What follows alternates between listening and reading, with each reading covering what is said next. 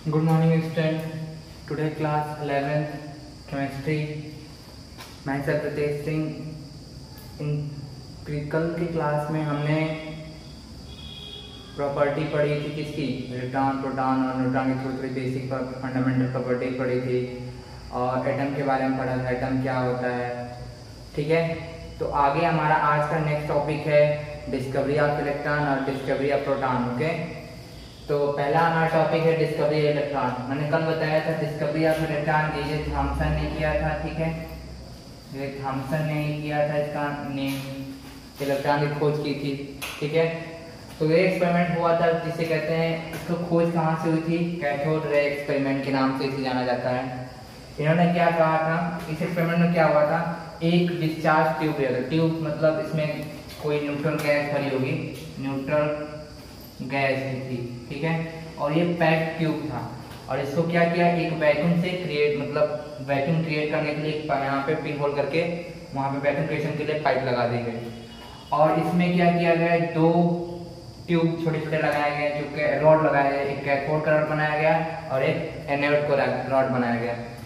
दोनों को एक हाई वोल्टेज सोर्स से जोड़ दिया गया। हाई वोल्टेज सोर्स मतलब एक ज़्यादा अमाउंट ऑफ वहाँ पे जैसे वोल्ट 1000 हो सकता है, वोल्ट या 10,000, ऐसे बहुत ज़्यादा वोल्ट से जोड़ दिया गया। ठीक है, तो हमें पता है कि हमेशा जब जोड़ते हैं तो पॉजिटिव चार्ज और नेगेटिव चार्ज, जो इलेक्ट्रॉन का फ्लो कहाँ से होता है, नेगेटिव चार्ज से फ्लो होना शुरू होता है ना। तो क्या होगा, ये एनोड क्या था, कैथोड क्या था, नेगेटिवली चार्ज। कैसे होगा, नेगेटिव चार्ज था और कैथोड क्या था, पॉजिटिव चार्ज था।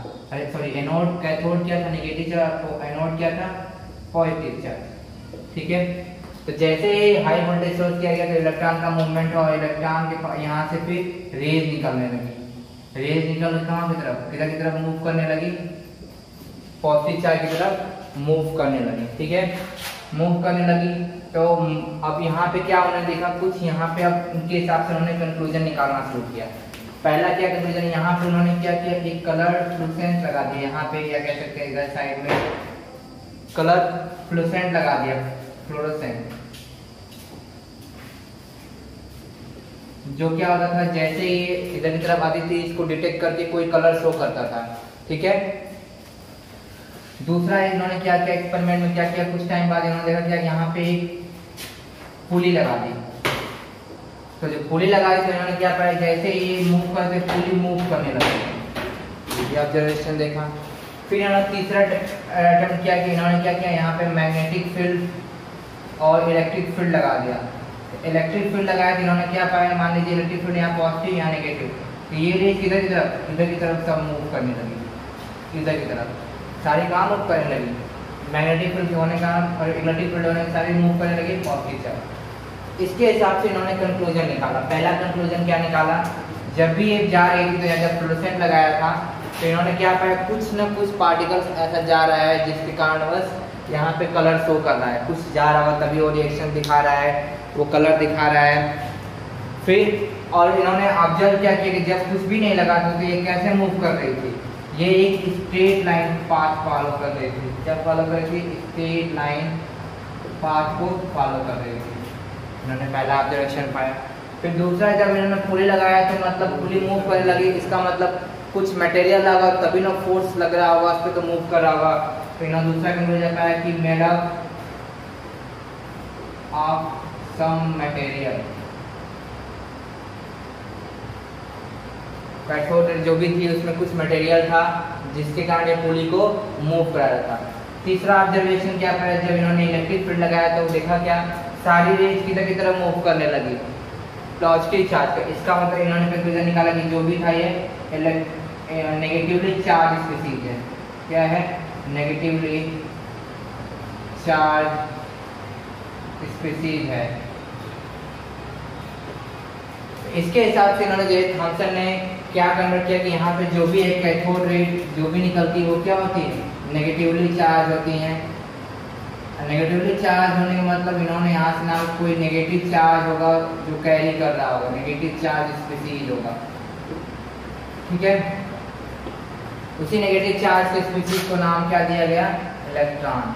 ठीक है, तो चार्ज एंड मास रेशियो फिर उन्होंने क्या निकाला, उसके हिसाब से थॉमसन ने चार्ज एंड मास रेशियो निकाला। चार्ज एंड मास रेशियो मतलब चार्ज बटा के मास, मतलब कि चार्ज ऑफ मटेरियल कितना है, चार्ज ऑफ इलेक्ट्रॉन कितना है और charge of mass of electron क्या है। इसके हिसाब से इन्होंने क्या पाया 1.7588 20 × 10⁸ कूलम पर ग्राम, इतना उन्होंने चार्ज रेशियो निकाला। ठीक है, तो इससे तो ये निकल गया, लेकिन अब इससे ये डिफाइन उन्होंने नहीं कर पाया, डिफाइन नहीं हो पाया कि कितना चार्ज इलेक्ट्रॉन रखता है, चार्ज कितना रखता है और मास कितना रखता है, क्योंकि इन्होंने रेशियो की बात की थी, रेशियो कैलकुलेट कर दिया था इसके हिसाब से मटेरियल और इलेक्ट्रिक फील्ड के हिसाब से, बट इलेक्ट्रॉन का मास और चार्ज के बारे में इन्होंने कैलकुलेट नहीं कर पाया। तब एक नए साइंटिस्ट आए जिनका नाम था मिल्टन। ठीक है, मिल्टन आए थे। अच्छा तक आप नोट करो, तो मैं ये छुके लिखता हूँ। नेक्स्ट, तो क्या हुआ कि मिल्टन ने एक एक्सपेरिमेंट किया, जिसे मिल्टन ऑयल ड्रॉप एक्सपेरिमेंट करते हैं। इन्होंने क्या किया, एक कंटेनर है जिसमें 2 प्लेट्स लगाए और दोनों प्लेट्स पे चार्ज क्रिएशन मतलब इलेक्ट्रिक चार्ज भी लगाया और ऊपर से वाटर के ड्रॉपलेट ऑयल के ड्रॉपलेट्स गिरने लगे। तो उसके मैग्नीट्यूड को उन्होंने काउंट किया, कितने मैग्नीट्यूड पे गिर रहा है। तो इन्होंने क्या देखा कि जो भी मैग्नीट्यूड मिल रहा था, क्यू जो चार्ज आ रहा था वो किस पे, इंटीग्रल मल्टीपल पे था। इंटीग्रल मल्टीपल मतलब n के नंबर मल्टीपल फॉर्म में था। तो इसके हिसाब से इन्होंने चार्ज ऑफ इलेक्ट्रॉन कैलकुलेट किया और पाया क्या 1.6022 × 10⁻⁹ कूलम आंसर में इन्होंने पाया। तो अभी हम पता था कि जे थॉमसन ने क्या बताया था,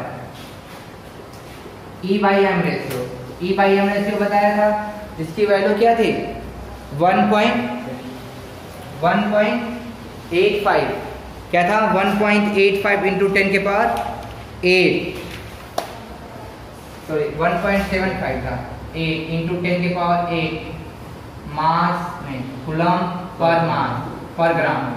ठीक है, और यहाँ पे इन्होंने चार्ज बता दिया। चार्ज को फिर इन्होंने क्या लिखा, यहाँ पे तो मास निकाल सकते हैं ना, तो मास इक्वल टू क्या होगा, ई से इसमें डिवाइड कर देंगे, नहीं इसको नीचे लाएंगे तो वैल्यू क्या होगी 1.6022 × 10⁻⁻19 डिवाइड बाई 1.7775 लिख देते हैं इधर इन 676 × 10⁸ ठीक है।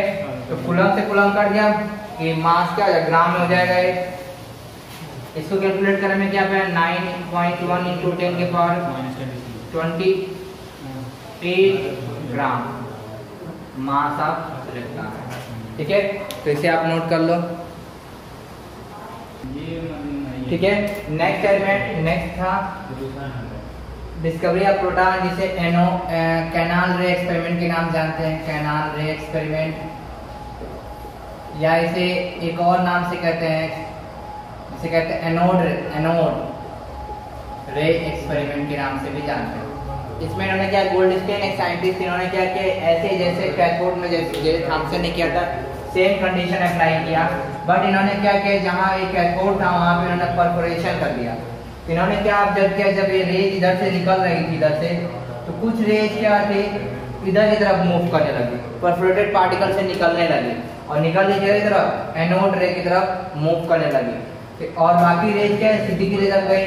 तो इन्होंने क्या ऑब्जर्व किया, जो इधर की तरफ मूव कर रही है मतलब पॉजिटिव चार्ज से डिफ्लेक्ट हो रही है, तो वो डिफ्लेक्ट होने का इन्होंने ऑब्जर्व किया जो भी था वो क्या था, पॉजिटिवली चार्ज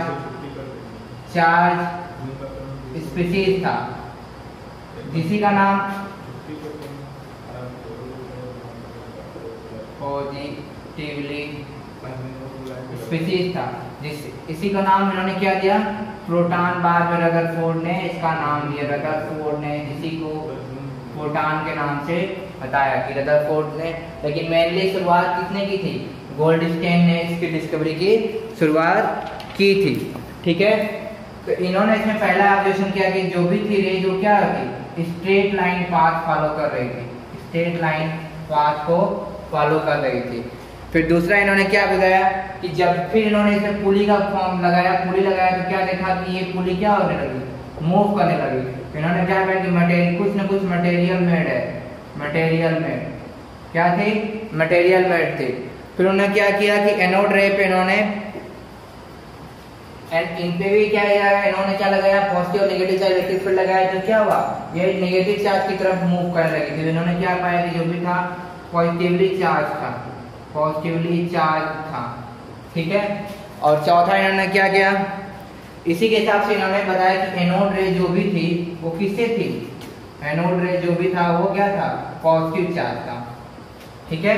तो ये एक्सपेरिमेंट था जिसके हिसाब से इन्होंने प्रोटॉन के बारे में बताया, ठीक है। इसे नोट करो। अगला है न्यूट्रॉन। ज्यादातर इससे क्वेश्चन पूछते नहीं है, बस बेसिक चीज जानना चाहिए क्या होता है, ठीक है, ठीक है। अगला था एक्सपेरिमेंट डिस्कवरी ऑफ न्यूट्रॉन। इसके किसने की थी, चैडविक ने। चैडविक ने क्या किया कि बेरिलियम का एक स्पीशीज लिया जिसका एटॉमिक नंबर 4 था और मास नंबर क्या था, 9। इस पे इन्होंने क्या किया, अल्फा पार्टिकल की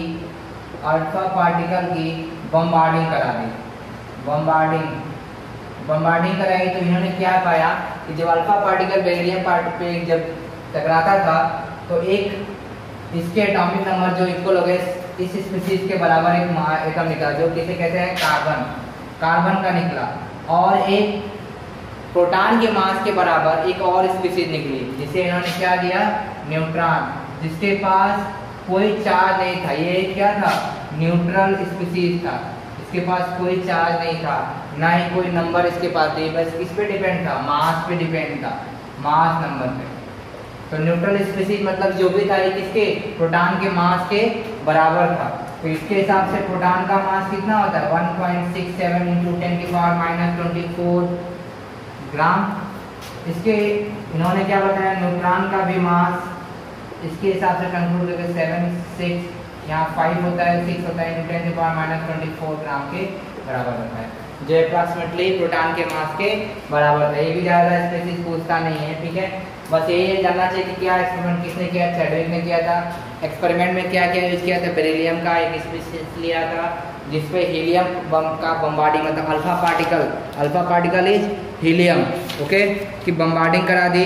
तो उसके बाद उन्होंने ऑप्टेन क्या पाया, इक्वल वेट ऑफ प्रोटॉन का एक स्पीशीज अलग से ऑप्टेन किया जिसे इन्होंने न्यूट्रॉन नाम दिया, ठीक है। और न्यूक्लियस के बारे में पढ़े होंगे, न्यूक्लियस की खोज किसने की थी। न्यूक्लियस का एक्सपेरिमेंट हम आगे पढ़ाएंगे, जब पढ़ाएंगे रदरफोर्ड, जे थॉमसन एक्सपेरिमेंट और सब बोर मॉडल, उसमें डिटेल के बारे में इसमें हम पढ़ेंगे। नेक्स्ट मॉडल एटॉमिक मॉडल ही पढ़ेंगे लगभग, या मास ना पढ़ेंगे। तो आज के लिए इतना ही, इसे आप नोट कर लेना अच्छे से और डिटेल में आंसर लिखना, डिटेल में नोट बनाना और इसे मुझे ग्रुप में सेंड करोगे, ठीक है। Okay, thank you, have a nice day.